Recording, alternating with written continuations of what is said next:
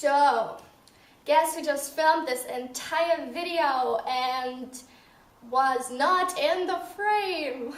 Hey guys, so today I'm going to be talking to you about culture shock and reverse culture shock, two things I am very familiar with, given that I've already done 3 years abroad.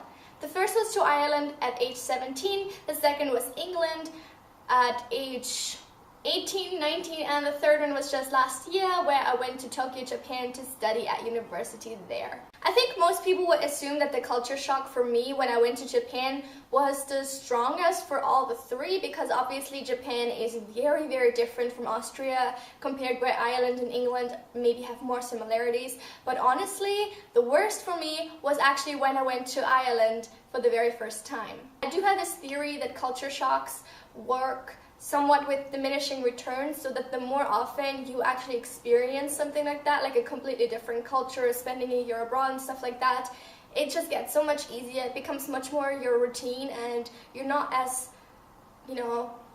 rattled by it anymore, I guess. So that's kind of why I think that the first time going abroad was the hardest for me. So culture shock basically works in a upwards, downwards kind of motion, where you have like high highs and low lows, then they do just kind of alternate. So the first high that you experience is usually right after you land in your foreign country. You're so excited to be there. You have probably, built up expectations of how it's going to be. You probably have reasons why you chose to go abroad to that particular country. So, you probably like the country and have all these things that you're finally going to get to experience yourself, and so that all combined means that you're usually in a pretty euphoric state for the first few weeks or months in that foreign country. After those initial few months though, you're probably gonna notice a kind of drop in your mood. And that is when the actual culture shock starts to kick in. At that point, you tend to start comparing the country you're in to your home country, and you start to find flaws with this new country and its culture. For me, just to give you an example, when I was in Ireland, I noticed that at least my host family, I have no idea how many people in Ireland actually do this, but at least my host family, they used to make mashed potatoes by taking their whole potatoes, boil them, and then add a ton, and I mean a ton, of mayo, and just mash the two together. And that was how they made mashed potatoes. And honestly, to me, that was the most ridiculous thing. I hate mayo. It's just so disgusting to me. There's so much fat in it.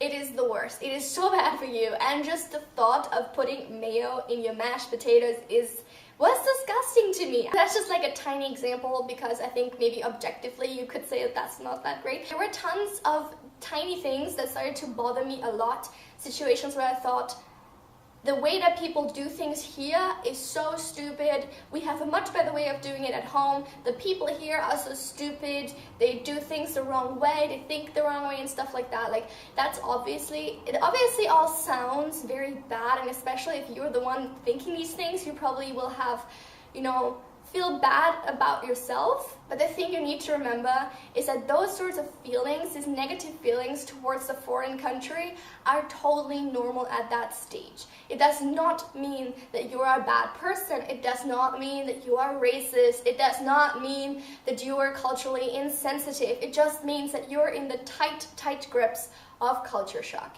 I do believe though that it does reflect on your personality, how you deal with these sorts of feelings. Are you going to go out into the world, into this new country, and insult everybody that you meet? Obviously, sort of eating these feelings and not acknowledging them isn't healthy either, but I think it's just important to recognize them for what they are. You are allowed to have negative feelings about this country. You are allowed to feel homesick and the people in your country have figured out better ways to deal with a certain situation. You are allowed to have those emotions, because that is totally normal as part of the process of adjusting to a new country and a new culture that you are not used to. It is definitely, I think, the hardest phase of the entire experience, but once you're through that rough patch, it does go uphill again. The phase immediately after the culture shock, once you're out of it, isn't like a spike.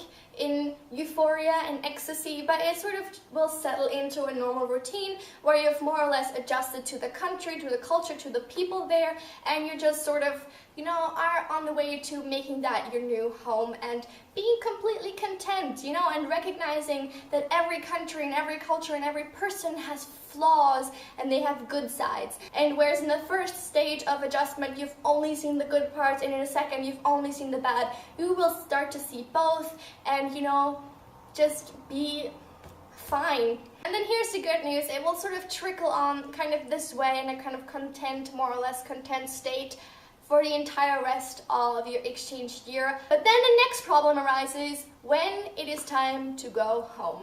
Essentially, after going home, you experience a kind of weaker, mirrored version of the first two phases of culture shock. At first, when you get back home and you see all your friends and your family again and all the things that you've missed so much about your home country, you're obviously super, super happy about that. But then inevitably, you do kind of the same thing again. You start comparing your home country to the country you just left, and you start finding flaws with your own country now, and you start to feel nostalgic about whatever country you went abroad to. Reverse culture shock is typically not as strong as culture shock, but I don't think that's a rule. It could be worse too if you're particularly attached to the country that you just left. I don't really remember if I criticized Austria a lot at that time, but I do remember being back home in my mom's kitchen for the first time after not having been there for like 9 months and feeling so strange. Honestly, it was the weirdest feeling,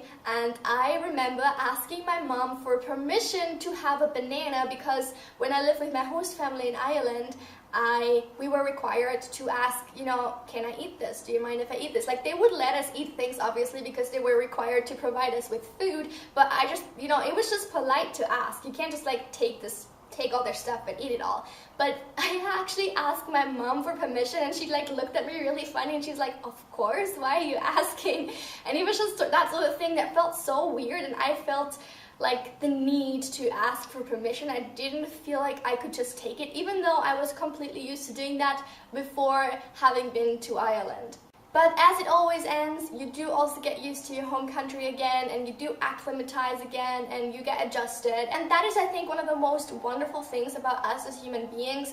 We are so flexible. We are so good at adjusting to new circumstances. That's how our species survived this long on the planet in not the best conditions. We are very, very good at adjusting to new situations. Even though it is sometimes a little bit painful and it might take a while, we always adjust, and we're always fine in the end. And that is something to remember when you're going through something like this. So that was my experience with culture shock from my time in Ireland. Honestly, when I went to England, I don't think I experienced any particular culture shock because England and Ireland are truly very similar. And when I went to Japan, I did experience some culture shock, but I think because I had been through culture shock before, I had taken a class on intercultural communication where we were also taught about this in detail, and you know, when you're aware of something, it's always much easier to deal with.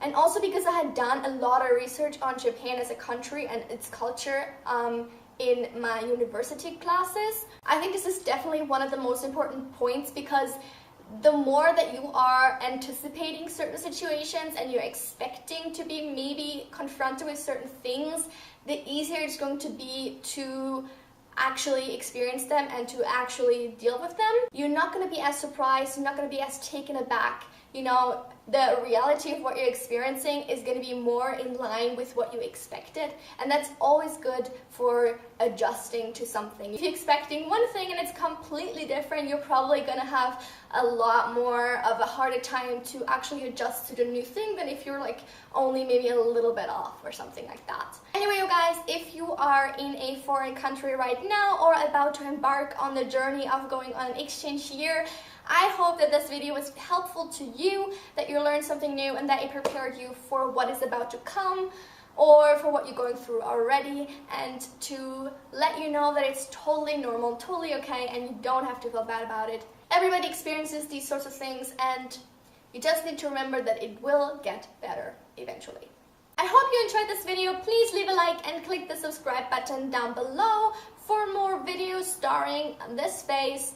I will see you soon. Have a lovely week. Bye!